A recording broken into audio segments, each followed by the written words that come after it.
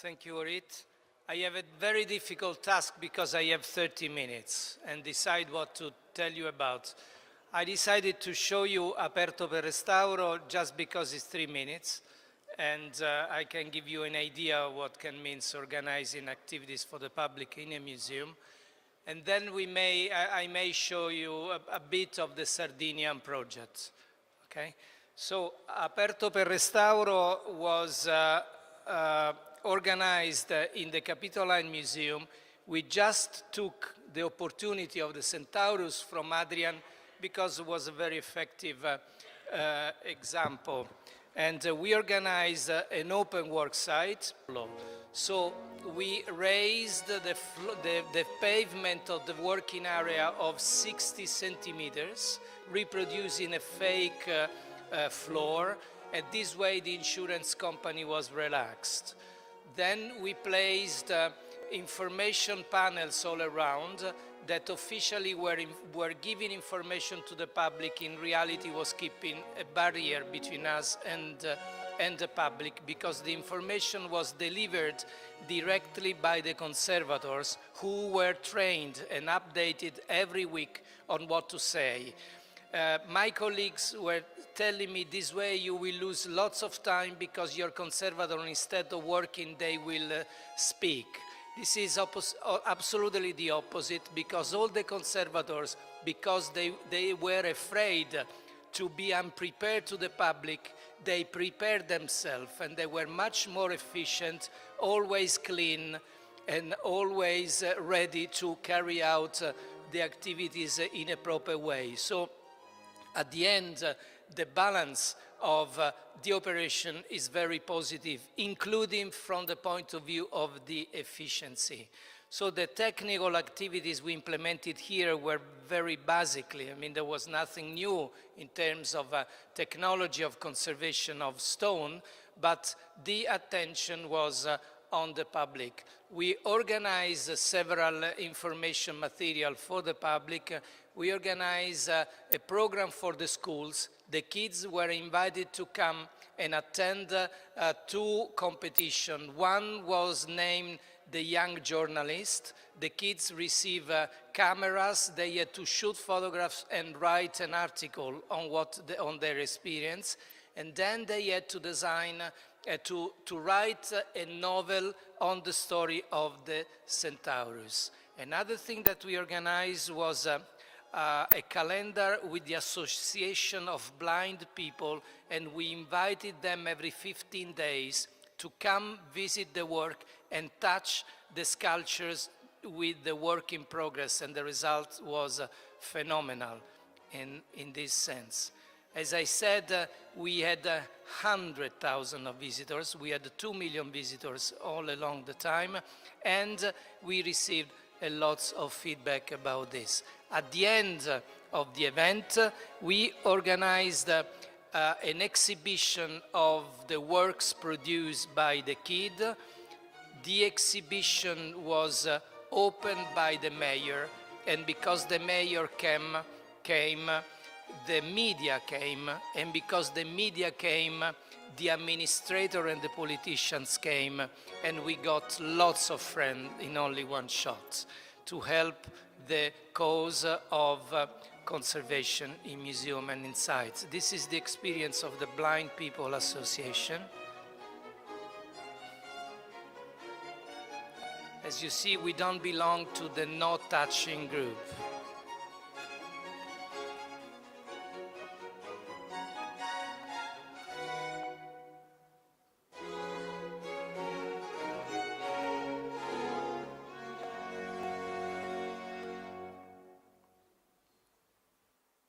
As I said, we organized a final event with a great participation of public.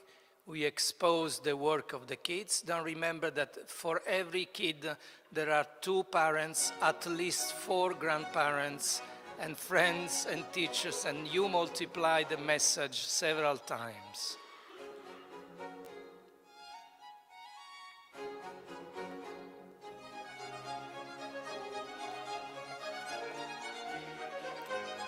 This is the mayor attending the event, and this is the delivery of the prize, the winners get 1,000 euros bonus to spend in the bookshop of the museum.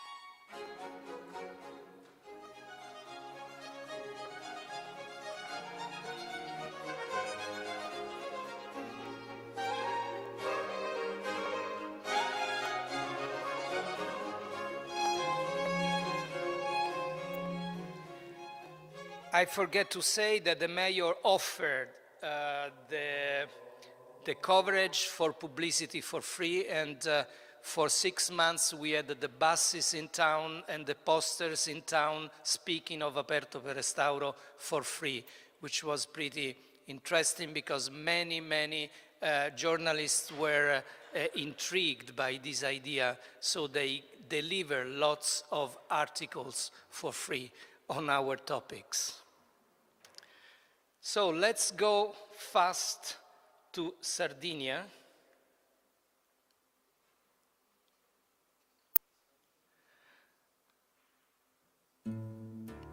This story tells about Sardinia, which is in the center of Mediterranean. Is an island known for a strange civilization called the Nuragic one, from the Nuraghi, who are this strange military fortress of the 2nd and 1st millennium BC. So after the Nuraghe, this civilization is called the Nuragic civilization, which was known until 10 years ago only for this strange bronze miniature, 15 centimeters high, representing unknown strange figures. In a place called Monte Prama, during the 70s, one farmer discovered a carved stone head, and very unusually, he telephoned the superintendency and he called for the archaeologists to go. This place was totally unknown, except the fact that nearby there is Tarros, that is where the Phoenicians arrived in Sardinia in the 7th century. Tarros is a beautiful place with beautiful beaches. So immediately the superintendency started excavations, and these are photographs of the first discoveries there. Pretty strange fragments. So for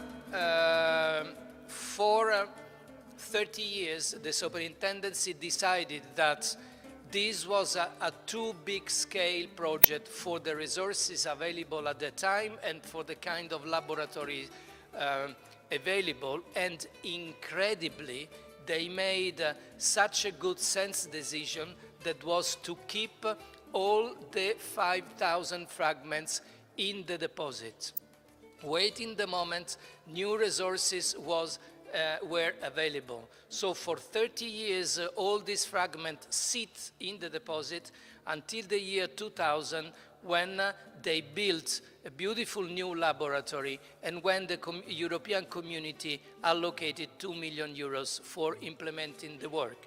At that time, a bid was put on the market, a competition on the quality of the project. 5 companies were invited to compete. We were one of them, and accidentally we got the job. So we started this process on 2007, and the first thing we did was to open all the fragments in big spaces, dividing in tables: the table of head, the table of hands, the table of arms, the table of legs, and so on and so on and so on. And we started a 2 years long gigantic puzzle for 10,000 kilograms of stone, trying to understand what was about, because don't forget that we had no idea of what we were dealing with. Including the Soprintendenza had no idea. They were, as I said at the beginning, our contract was to restore 2 sculptures. So after the years of matching fragments, we identified 38 different ensembles made of 28 human figures and 10 models of nuraghe. And at that point, we started the restoration after the matching of the fragments. And then a first question comes out. Are we satisfied about the technologies applied in stone conservation all around at that time? The question was not, because conserving stone at that time meant to drill holes into the stone to insert pins, or to use resins to consolidate, or to use chemicals or abrasive to clean the stones, and even worse, using acrylics or epoxies or any other kind of invention to consolidate. So we decided to go on with our principles, and we started the conservation using atomized water to clean the surfaces with just a little bit of mechanical cleaning. And but what's most important, we decided not to drill holes in the sculptures, and we decided that the fragments, the matching fragments, were going to be glued with epoxies, and the structural consolidation, the reassembling was going to be devoted to external steel supports capable of holding the pieces in the correct position, but maintaining all the ensemble reversible, because you can open and close the metal support and reopen the statues. We were saying this because we say we found 5,000 fragments, but who knows what will happen in the future. Of course, everybody say, stop joking, nobody will find any more, and so on and so on.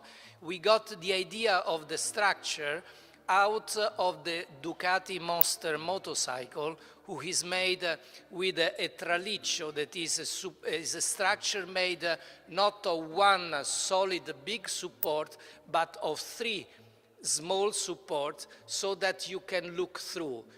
This would allow, even if you turn around the sculpture, not to see the support, but to see through the support and see the sculptures. The other point, we decided to make a black the steel, because the stones, white, were supposed to be displayed against black walls. So now when you look at the sculpture, you see the stone, which is white, but you don't see the support, because is switched off with the black of the stone. So the result of this work, as I said, is a collection of 28 sculptures and 10 models, which today are displayed in the Museum of Cagliari and in the Museum of Cabras. One principle that follows our project is to stay open to the public, because the question is how is important to communicate to the public what we do. We think it is very important, and for this we organized an open space with the reproducing the environment of the original site of Monteprama. We don't have to forget that the population from Sardinia had no idea about sculptures made by their own ancestors 3,000 years ago. So what we wanted to do was to relink the gap between the actual population and the sculptures of 3,000 years ago. In order to do this, we switch a one-to-one photograph, which means 30 meters by 8 meters of the original site. We put this in the gallery. In the gallery, we put trees, plants, and flowers from the site. We introduce perfumes and essences reproducing the site, and we organize the laboratory in this environment. And then, thanks to an upper terrace, we open the laboratory 8 hours a day, 5 days a week. So people received the announcement through a web page site, and they were invited to come every moment. We had 30,000 visitors, which for a small island is a lot, and they could assist the restoration live in a place which reproduce the original site from where the sculpture used to come. Again, this was with the attempt to raise the attention of the local communities to an event which belonged to the culture of their ancestors. Then, can conservation has a social impact on the local communities? Obviously, yes. And this is thanks to the communication plan.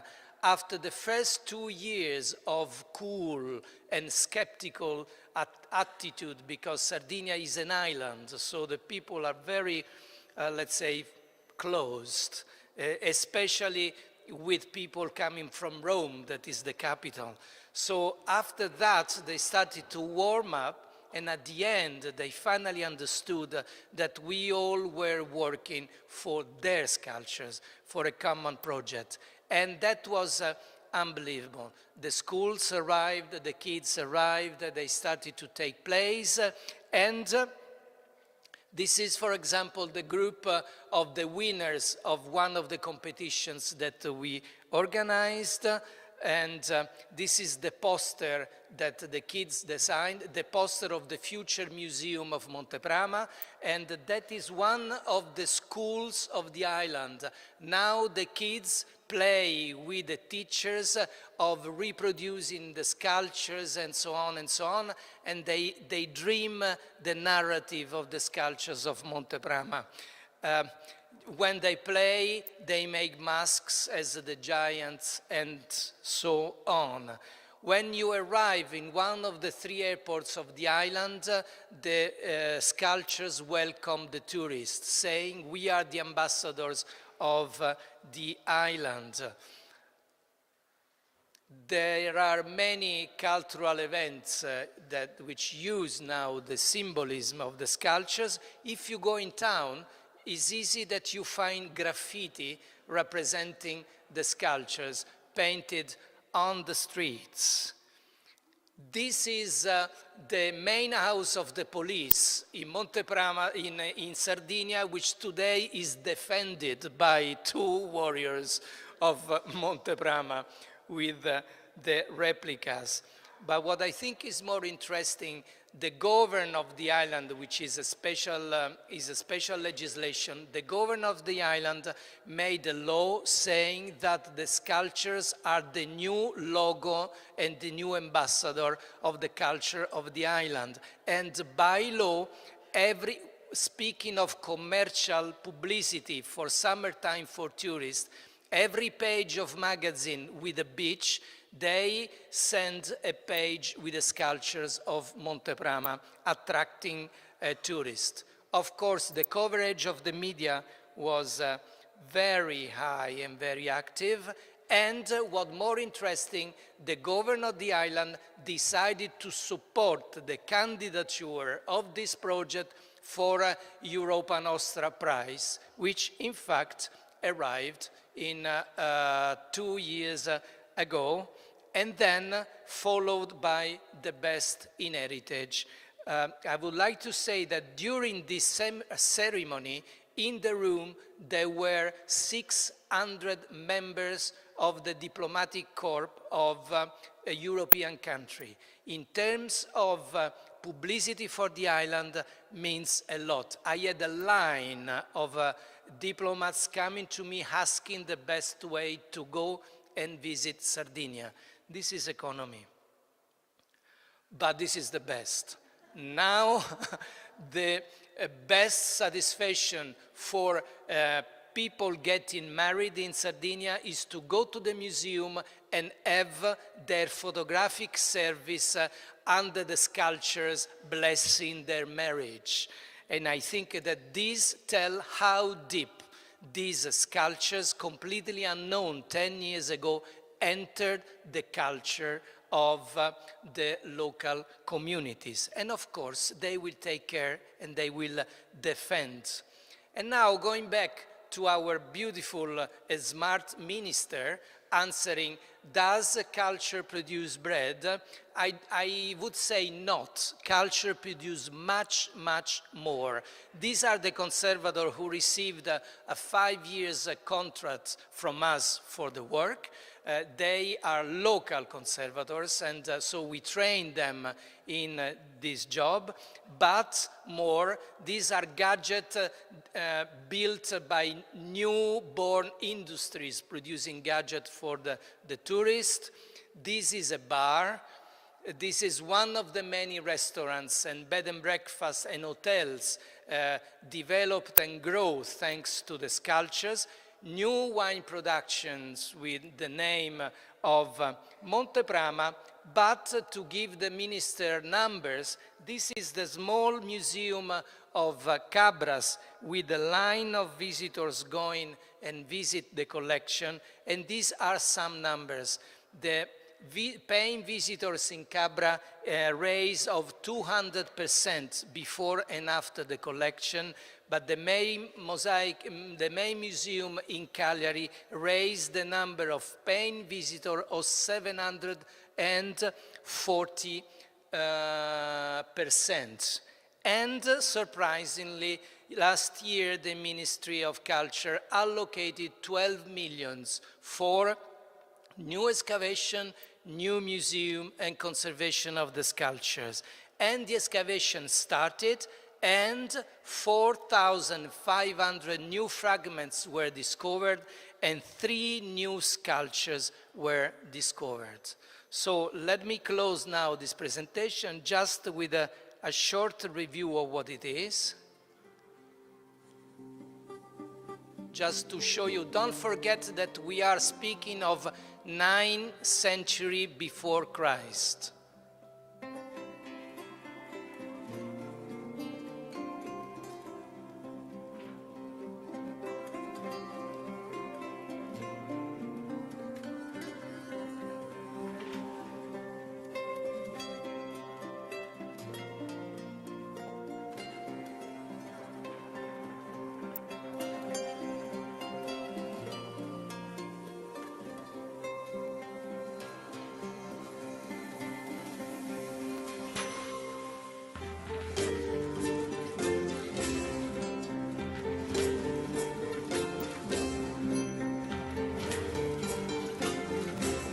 And 60 kilograms each, 2 meters and 20 centimeters in height, carved in a single block before the production of iron.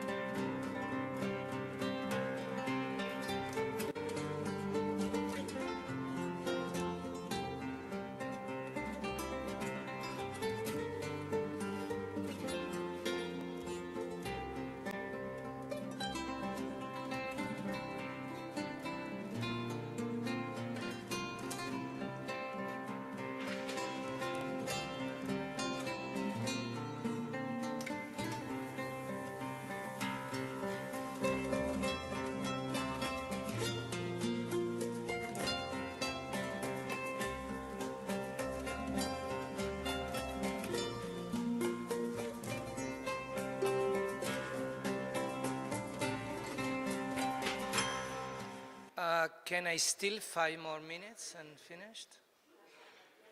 Okay. What's the significance of this culture? We don't know. We heard many, many nonsenses. The most intelligent one was that they were coming from Mars.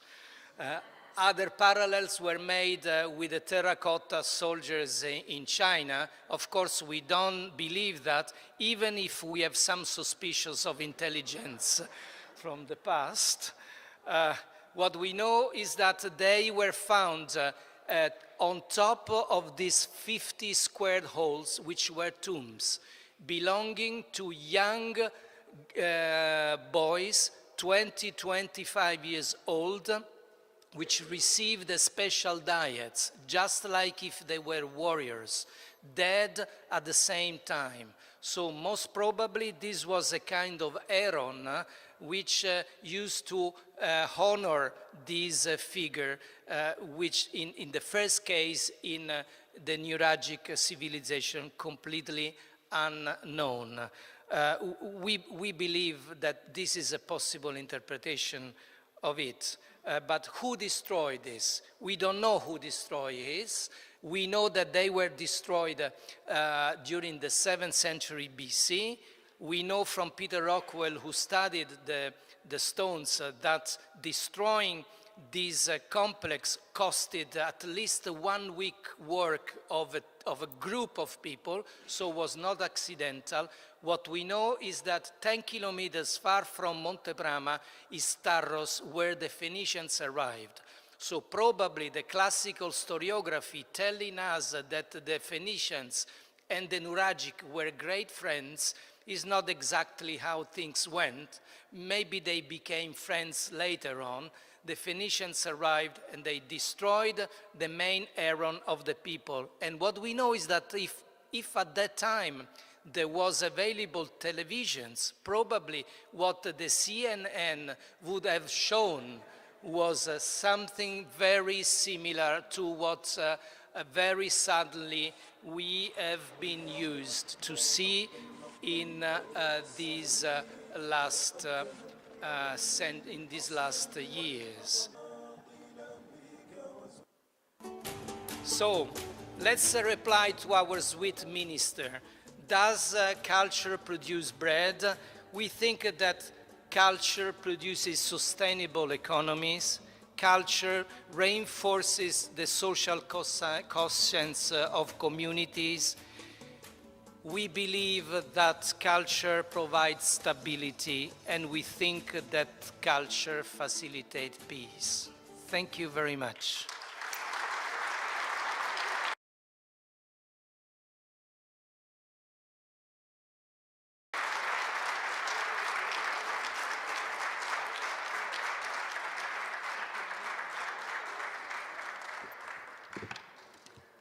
Thank you, Roberto.